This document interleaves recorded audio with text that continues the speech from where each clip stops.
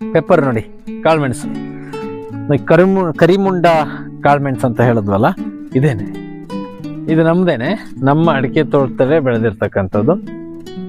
ಹೌದು, ಸುಮಾರು ಒಂದು 10 ಎಕರೆಯಲ್ಲಿ ಈ ಕಾಳುಮೆಣಸನ್ನ ಬೆಳೆದಿದ್ದೀವಿ. ಈ ಕಾಳುಮೆಣಸು ಈಗ ಇನ್ನೊಂದು 3 ತಿಂಗಳು ಆದಮೇಲೆ ಇದು ಹಣ್ಣಾಗುತ್ತೆ. ಹಣ್ಣಾದ್ಮೇಲೆ ಬಿಸಿಲಲ್ಲಿ ಒಣಗಿಸ್ತೀವಿ, ಆಮೇಲೆ ಪ್ಯಾಕ್ ಮಾಡೋವಂಥದ್ದು. ನೋಡಿ ಹೇಗೆ ಬಳ್ಳಿ ಅಡಿಕೆ ಮರಕ್ಕೆ ಹಚ್ಚಿದ್ದೀವಿ.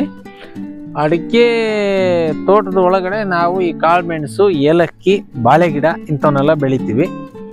ಕೆಲವು ಸೀಸನಲ್ಲಿ ಚೆಂಡು ಹೂವು, ಆಮೇಲೆ ಕಾಫಿ, ಆಮೇಲೆ ಲೆಮನ್ನು, ಈ ಥರದವೆಲ್ಲ ಹಾಕಿ ಆ ಜಾಗನ ಯುಟಿಲೈಸ್ ಮಾಡೋದು.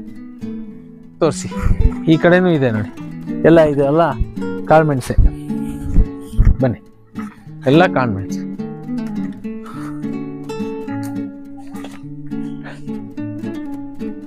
ಮೇಲೆ ತೋರಿಸಿ, ಅಡಿಕೆ ಮರಕ್ಕೆ ಹಚ್ಚಿರೋದು.